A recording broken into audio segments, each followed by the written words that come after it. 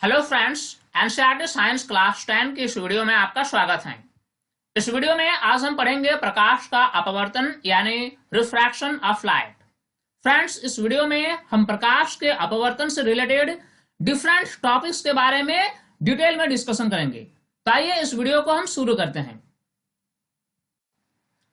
Friends, हमने पिछली video में प्रकाश के परावर्तन यानी रिफ्लैक्शन के बारे में जाना, लेकिन इस वीडियो में हम प्रकाश के अपवर्तन यानी रिफ्रैक्शन के बारे में जानेंगे। तो सबसे पहला जो सवाल आता है हमारे पास वह है कि प्रकाश का अपवर्तन क्या है। What is refraction of light. तो जैसा कि हम जानते हैं कि प्रकाश की जो किरण है ये एक स्ट्रेट लाइन में ट्रेवल करती है, एक सीधी रेखा में गमन करती है। लेकिन इसमें कितनी सच्चाई है? सबसे पहली बात तो यह है कि प्रकाश की किरणें एक सीधी रेखा में गमन तब तक करती हैं जब तक वह अपना माध्यम चेंज नहीं करती हैं। अगर वह एक ही माध्यम में जा रही है तो प्रकाश की किरणें सीधी रेखा में ही जाएगी। लेकिन दिक्कत तब होता है जब प्रकाश की किरणें एक माध्यम से दूसरे माध्यम में प्रवेश करती हैं। अब हम यहाँ पर एग्जाम्पल ले लेते हैं कि प्रकाश की एक किरण है जो पहले एयर में ट्रेवल कर रही है, अब वह आएगी वाटर में। तो ऐसी स्थिति में क्या होगा कि प्रकाश की जो किरण है वह अपना माध्यम चेंज करेगी। तो जब कभी भी प्रकाश की किरणें ट्रेवल करती हुई माध्यम चेंज करती हैं तो उस टाइम क्या होता है कि उसका जो नेचुरल स्ट्रेट लाइन पथ है उस पथ से वो भटक जाती हैं और अपना डायरेक्शन चेंज कर लेती हैं। और इस प्रकार ये प्रकाश की किरण का डायरेक्शन जो है अपना जो नेचुरल स्ट्रेट लाइन पथ है उससे डेविएट होकर थोड़ा सा मुड़ जाता है। तो इसी घटना को, इसी प्रक्रिया को हम प्रकाश का अपवर्तन यानी रिफ्रैक्शन ऑफ लाइट कहते हैं। यानी सरल शब्दों में अगर कहा जाए कि प्रकाश का अपवर्तन क्या है, तो प्रकाश का अपवर्तन प्रकाश का एक ऐसा फेनोमेनन है जिसमें प्रकाश की किरणें जब एक माध्यम से दूसरे माध्यम में प्रवेश करती हैं तो अपना रास्ता वो चेंज कर लेती हैं। इसी घटना को हम प्रकाश का अपवर्तन कहते हैं। प्रकाश के अपवर्तन के बारे में हम और डिटेल जानेंगे, लेकिन इससे पहले हम कुछ बेसिक फैक्ट्स पर नजर डाल लेते हैं। अब हम अपने डेली लाइफ की कुछ घटनाओं का जिक्र करते हैं। पानी से भरे किसी टैंक की तली उठी हुई दिखाई देती है। वास्तव में क्या होता है कि जो टैंक की तली है वह उतनी उठी हुई नहीं होती है जितनी कि वह हमें दिखाई देती है कि जब उसमें पानी से भर दिया जाता है। तो ये एक घटना है जो हम अपने डेली लाइफ में अनुभव करते हैं। इसके साथ साथ हम देखते हैं कि पानी में आंशिक रूप से डूबे पेंसिल टेढ़ी प्रतीत होती हैं। जब किसी पेंसिल को आप आंशिक रूप से पानी में डुबाएं ताकि उसका आधा भाग जो है वो एयर में रहे और आधा भाग पानी के अंदर रहे, तो वैसी स्थिति में पेंसिल जो है वो हमें टेढ़ी दिखाई पड़ती है। इसके साथ साथ अगर आप किसी प्रिंटेड पेपर में कांच के एक स्लैब को रख दें तो आपको ऐसा प्रतीत होगा कि उसमें जो प्रिंटेड मटेरियल है, जो अक्षर हैं, वह उठे हुए प्रतीत होंगे। तो ये सभी कुछ घटनाएं हैं जो हम अपने डेली लाइफ में देखते हैं। तो अब हमें जानना है कि इन सभी घटनाओं के पीछे का राज क्या है। तो इन सभी घटनाएं, इसके अलावा और भी अनेक तरह की घटनाएं हैं जिनके पीछे का राज जो है वह है प्रकाश का अपवर्तन यानी रिफ्रैक्शन ऑफ लाइट। तो आइए अब हम रिफ्रैक्शन ऑफ लाइट के बारे में डिटेल से डिस्कशन करते हैं। चूंकि हमने ये तो जान लिया कि प्रकाश का अपवर्तन क्या होता है, अब हमें जानने की जरूरत है कि प्रकाश के अपवर्तन का नियम क्या है। What are the laws of refraction of light. देखिए, जब कभी भी प्रकाश का अपवर्तन होता है तो उस दौरान प्रकाश कुछ बेसिक्स रूल्स फॉलो करती है, कुछ नियम फॉलो करती है। तो इसी रूल्स को हम प्रकाश के अपवर्तन का नियम कहते हैं। तो प्रकाश के अपवर्तन का दो नियम है। अब आइए हम देखते हैं कि प्रकाश के अपवर्तन का दो नियम क्या क्या है।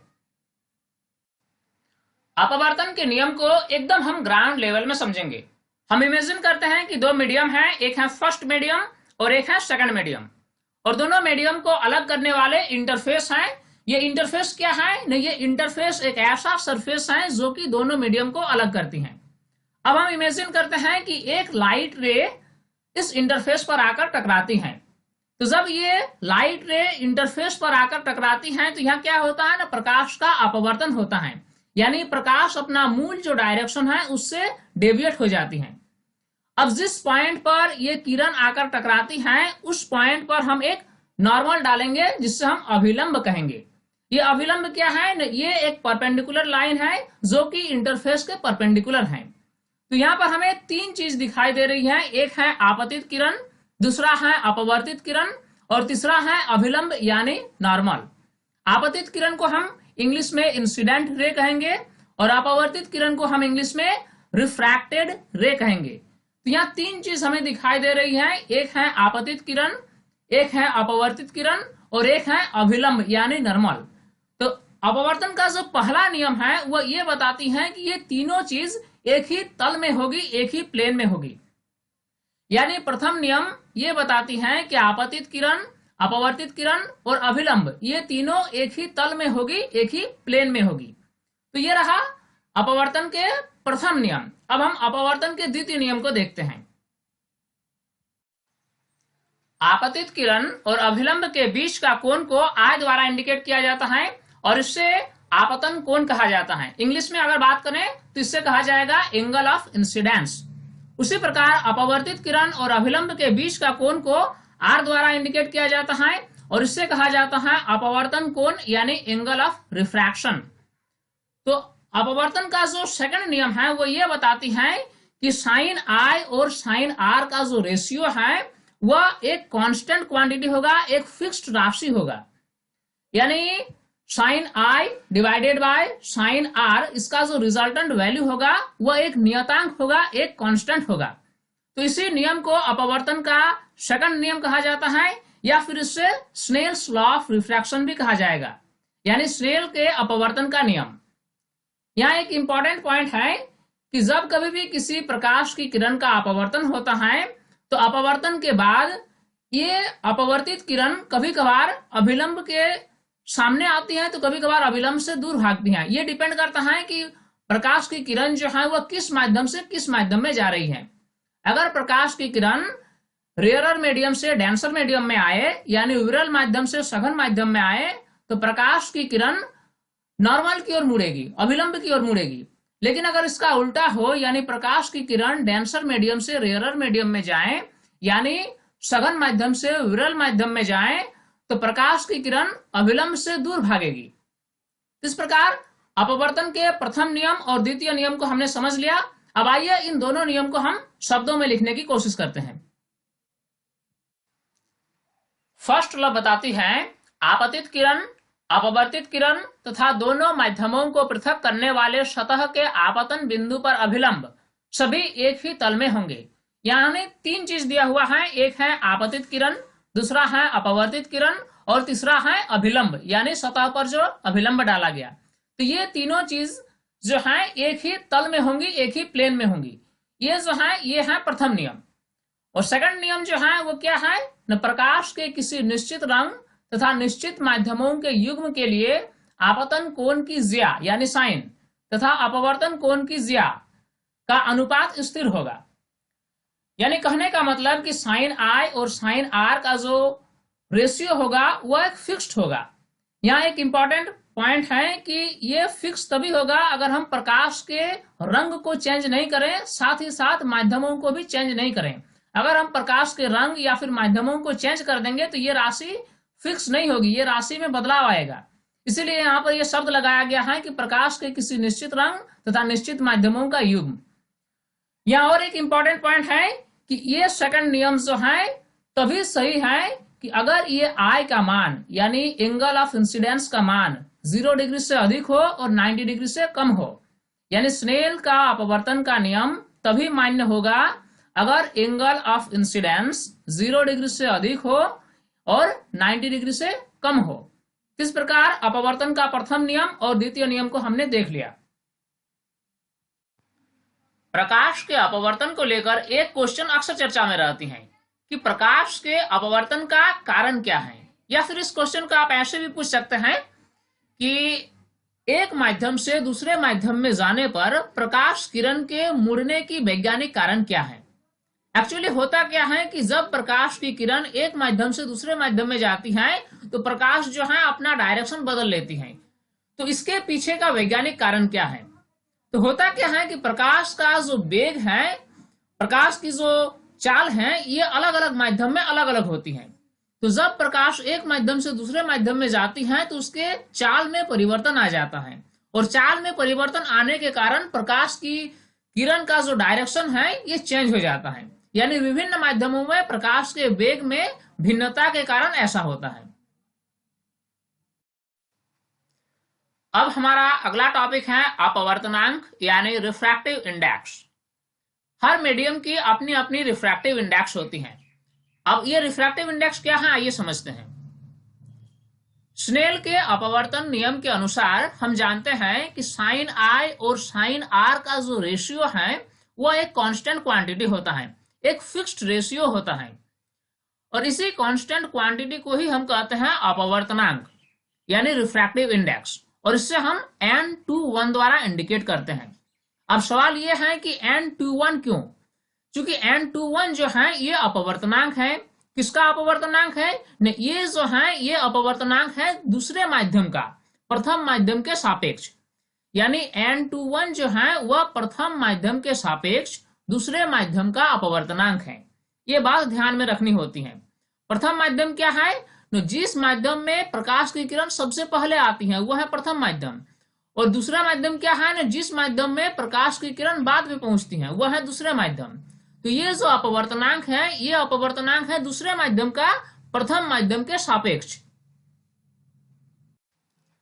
सापेक्षिक अपवर्तनांक को हम दूसरे तरीके से भी एक्सप्रेस कर सकते हैं। n21 यानी ये क्या है ना, ये है अपवर्तनांक दूसरे माध्यम का पहले के सापेक्ष। तो इसको हम कैसे निकाल सकते हैं दूसरे तरीके से? माध्यम 1 में प्रकाश की चाल उसको हम भागा दे देंगे माध्यम 2 में प्रकाश की चाल से। तो इस प्रकार हम दूसरे माध्यम का अपवर्तनांक पहले के सापेक्ष इस फॉर्मूला से निकाल सकते हैं। इसका उल्टा यानी अगर हमें निकालना हो n12 यानी प्रथम माध्यम का अपवर्तनांक दूसरे माध्यम के सापेक्ष, तो क्या करेंगे? माध्यम 2 में प्रकाश की चाल और उसको भागा दे देंगे माध्यम 1 में प्रकाश की चाल से। इस प्रकार सापेक्षिक अपवर्तनांक को हम इस प्रकार के फॉर्मूला से भी निकाल सकते हैं। अब तक हमने देखा कि किसी माध्यम का अपवर्तनांक किसी दूसरे माध्यम के सापेक्ष व्यक्त किया जाता है, लेकिन यहाँ पर जो है यहाँ पर है निरपेक्ष अपवर्तनांक यानी एब्सोल्यूट रिफ्रैक्टिव इंडेक्स। ये क्या है? जब किसी माध्यम का अपवर्तनांक निर्वात यानी वैक्यूम के सापेक्ष एक्सप्रेस किया जाता है तो वैसे अपवर्तनांक को हम निरपेक्ष अपवर्तनांक यानी एब्सोल्यूट रिफ्रैक्टिव इंडेक्स कहते हैं। जब किसी माध्यम का अपवर्तनांक निर्वात यानी वैक्यूम के सापेक्ष व्यक्त किया जाता है तो उसे निरपेक्ष अपवर्तनांक कहा जाता है। निरपेक्ष अपवर्तनांक के लिए फॉर्मूला हम यूज कर सकते हैं n क्या है? ये है रिफ्रैक्टिव इंडेक्स यानी निरपेक्ष अपवर्तनांक। किसी भी माध्यम की निरपेक्ष अपवर्तनांक को एक्सप्रेस करने के लिए हम कौन सा फॉर्मूला लगाएंगे? निर्वात में प्रकाश की चाल, वैक्यूम में जो प्रकाश की चाल होती है 3 × 10⁸ मीटर पर सेकंड, उसको हम भागा दे देंगे माध्यम में प्रकाश की चाल, यानी जिस माध्यम का हमें निरपेक्ष अपवर्तनांक निकालना हो उस माध्यम में प्रकाश की जो चाल होगी उससे भागा दे देंगे, और जो हमारा वैल्यू आएगा वही उस माध्यम की निरपेक्ष अपवर्तनांक होगी। एक क्वेश्चन आपके लिए, आपको बताना है कि अपवर्तनांक का इकाई क्या हो सकता है। क्योंकि हमने अभी तक ये नहीं बताया कि अपवर्तनांक की क्या इकाई हो सकती है या नहीं, और अगर इकाई है तो क्या है। तो इस क्वेश्चन का आंसर आपको कमेंट सेक्शन में बताना है कि अपवर्तनांक की क्या इकाई है, अगर है तो क्या इकाई है। अब हमारा अगला टॉपिक है गोलीय लेंस यानी स्फेरिकल लेंस। हम अपने डेली लाइफ में अनेक कार्यों को करने के लिए लेंस का यूज करते हैं। प्रिंटेड पेपर में अगर छोटे छोटे अक्षर को अगर हमें देखना हो तो हम मैग्नीफाइंग ग्लास का यूज करते हैं, ये भी एक तरह की लेंस है। उसी प्रकार लोग अपनी दृष्टि दोष को दूर करने के लिए चश्मे में लेंस का यूज करते हैं। यहाँ तक कि हम अपने लैब में जो माइक्रोस्कोप से छोटी चीजों को देखते हैं उसमें भी लेंस लगा हुआ रहता है। यानी कुल मिलाकर अगर हम कहें तो लेंस जो है हमारे जीवन का एक अभिन्न अंग बन चुका है। तो ये लेंस क्या है? लेंस जो है ये एक तरह का पारदर्शी माध्यम है जो दो पृष्ठों से घिरा हुआ रहता है। इसमें हो सकता है कि दोनों पृष्ठ गोलीय हो या फिर कम से कम एक पृष्ठ गोलीय हो। तो ऐसे चीज को, ऐसे पदार्थ को हम लेंस कहेंगे।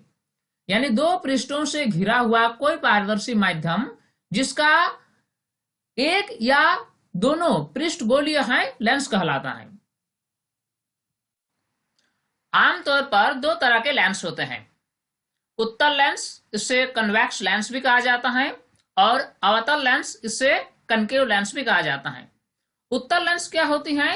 ये बीच में मोटी होती हैं, किनारे किनारे पतली होती हैं।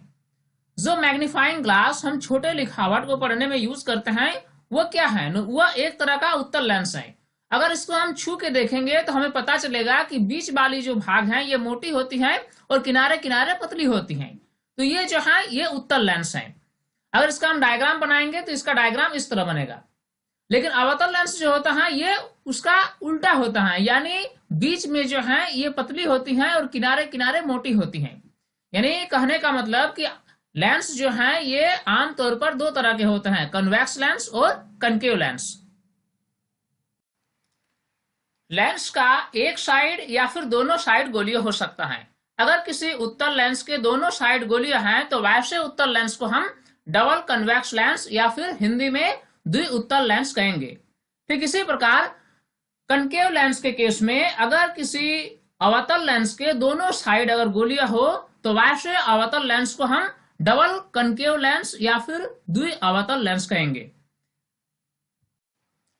अब आइए देखते हैं कि लेंस जो हैं ये समांतर प्रकाश किरणों के साथ कैसा व्यवहार करती हैं। जब किसी उत्तल लेंस पर समांतर प्रकाश किरणें आपतित होती हैं तो अपवर्तन के बाद सभी प्रकाश किरणें प्रिंसिपल एक्सिस के किसी एक खास बिंदु पर मिल जाती हैं। यानी उत्तल लेंस जो है सभी किरणों को किसी एक बिंदु पर आकर मिला देती हैं। इसीलिए उत्तल लेंस को कन्वर्जिंग लेंस यानी अभिसारी लेंस भी कहा जाता है।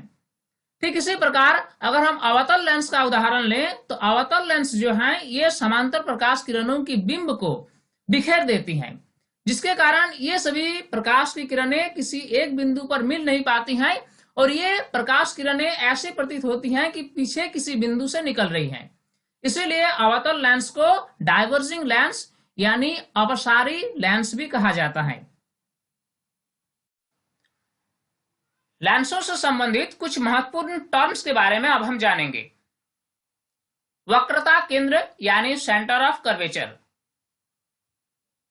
मुख्य अक्ष यानी प्रिंसिपल एक्सिस, प्रकाशिक केंद्र जिसे हम इंग्लिश में ऑप्टिकल सेंटर कहते हैं, फोकस दूरी यानी फोकल लेंथ, और द्वारक यानी एपर्चर।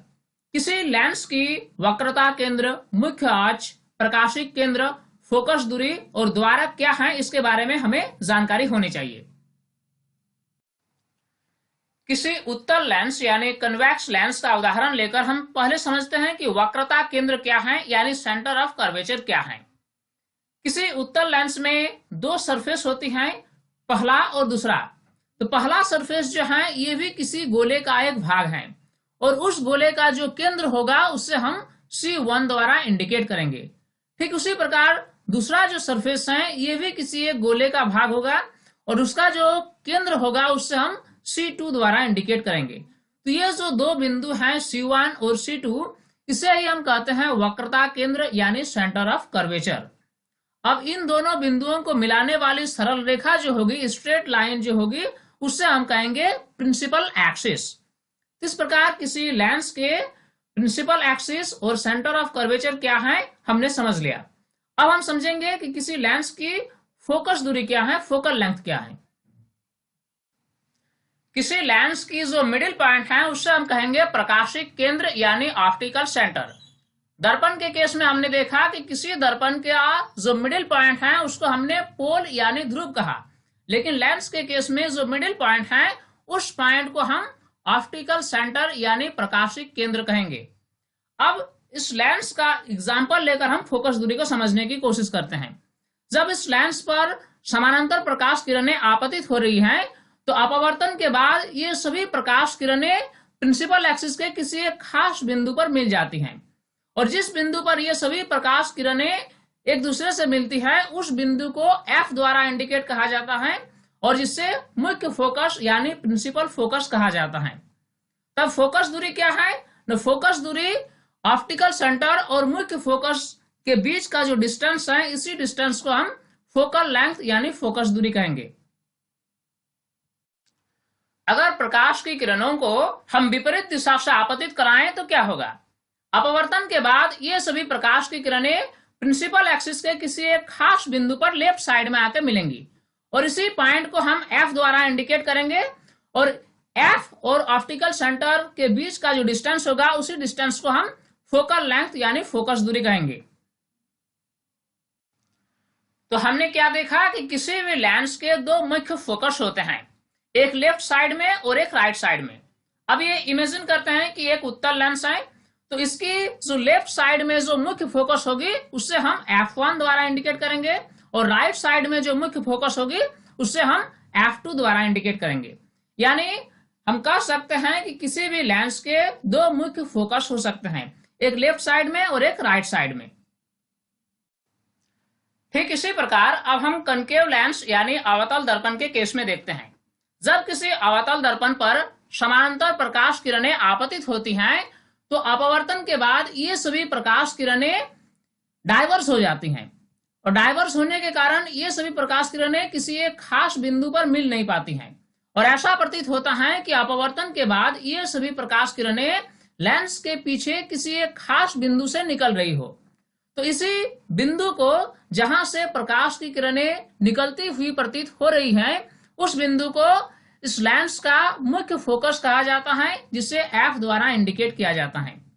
और ये मुख्य फोकस और ऑप्टिकल सेंटर के बीच का जो डिस्टेंस है उस डिस्टेंस को हम फोकल लेंथ यानी फोकस दूरी कहेंगे, जिसे एफ द्वारा इंडिकेट किया गया है। अगर हम प्रकाश की किरणों को विपरीत दिशा से आपतित कराएं तो क्या होगा न प्रकाश की किरणें अपवर्तन के बाद डाइवर्स हो जाएगी और ये सभी किरणें ऐसे प्रतीत होगी कि राइट साइड के किसी एक खास पॉइंट से सभी प्रकाश की किरणें निकल रही हैं। तो इसी पॉइंट को हम एफ द्वारा इंडिकेट करेंगे जो कि लेंस का मुख्य फोकस होगा। तो डायग्राम से हमें पता चला कि उत्तल लेंस की भांति ही अवतल लेंस में भी दो मुख्य फोकस होते हैं। जो लेफ्ट साइड में होती है उससे F1 द्वारा इंडिकेट किया जाता है और जो राइट साइड में होती है उससे F2 द्वारा इंडिकेट किया जाता है। तो चाहे लेंस कोई भी हो, उत्तल लेंस हो या अवतल लेंस हो, लेंस के दो मुख्य फोकस होते हैं। अब हम पढ़ेंगे गोलीय लेंसों के लिए चिन्ह परिपाटी यानी sign convention for spherical lenses. ये क्या है? जब हम लेंसों से रिलेटेड डिफरेंट प्रॉब्लम्स को सॉल्व करते हैं तो हमें तरह तरह के डिस्टेंसेस को मेजर करना पड़ता है, जैसे वस्तु की दूरी, प्रतिबिंब की दूरी, फोकस दूरी। तो हमें यहाँ पर एक समस्या आती है कि हमें पता नहीं चलता कि कौन सी डिस्टेंस को हम पॉजिटिव में लें और कौन सी डिस्टेंस को नेगेटिव में लें। तो इसी परेशानी से बचने के लिए हम पढ़ते हैं गोलीय लेंसों के लिए चिन्ह परिपाटी यानी sign convention for spherical lenses.